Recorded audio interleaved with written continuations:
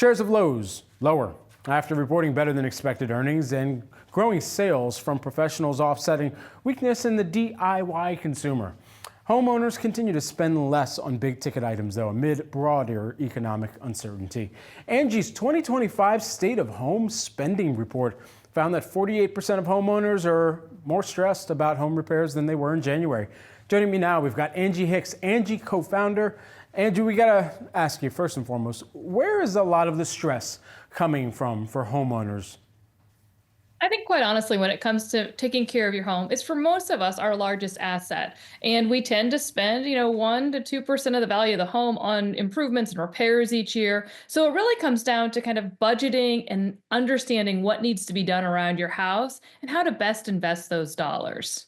And so from what you're hearing, are there massive delays in some of the DIY projects that homeowners would typically be doing? Well, we did run a pulse survey to update our state of home spending in April and saw that 70% of homeowners said they had delayed a project. But I think what you really need to understand here is what that actually means. We also found that they're doing more maintenance, which is very common. It's a very common phenomena when we see an economic downturn or uncertainty, because what they want to do is not be surprised. They don't want to be surprised by spending. So they're going to make sure they're getting their air conditioner tuned up so it doesn't go out on the hottest day of the year. Have their roof inspected so they don't have a leak. So they become just much more conscientious about those day-to-day things. And they're going to do less discretionary items, more non-discretionary. So maybe we're not putting the swimming pool in this year, but we are still going to make sure that we're maintaining that house. So you see some shifts going on there. And quite honestly, some of those DIY projects might fall in that discretionary bucket that they might choose to hold off on. Yeah, we had a perfectly good blow-up pool at one point when we were growing up. So Exactly. ultimately, just go stand next to the hose for a little bit. Yeah, exactly. Yeah. So as you think about some of the lower cost alternatives to full remodels, because those are some of the projects that homeowners will take on if they're looking to maybe list their home within the next 12 months. What are you hearing on that front? What's the pulse? Yeah, so a lot of times kitchens and bathrooms are always at the top of the renovation list. And, a lot of times people think, are these tens of thousands of dollars of projects? Yes, they can be. Some can be very big projects, but there are a lot of things that you can do to make even a more efficient project economical and get functionality. For example, in your kitchen, if you want a fresher look, consider updating the countertops. If you can avoid updating the cabinets, that's where the big money is. And do not change the footprint of your kitchen if you can, because when you start moving plumbing and electrical, the cost starts to add up.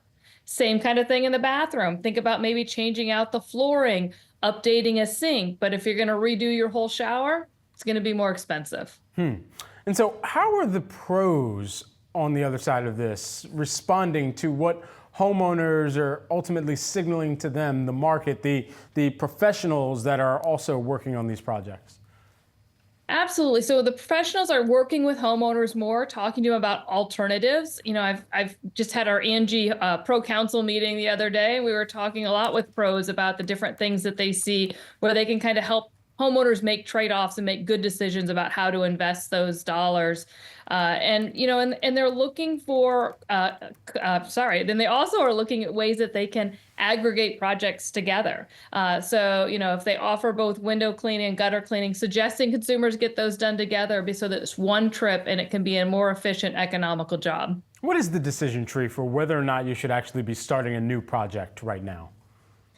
First you need to think about your budget. Look at your budget, understand how much you have to spend. And also, I always encourage homeowners to do a walk around your house and evaluate everything you see, because you might choose to do the wrong project, and we don't want people to do that. So you want to start with structural problems, then go to mechanical things, and then work your way to more cosmetic, kind of more upgrade type items. So do that so that you're like, hey, my refrigerator's on its last leg. You don't go and put a new deck on and then realize come August that you need to buy a refrigerator and you feel the crunch. Angie, great to see you. Thanks so much for taking the time as always. Thank you.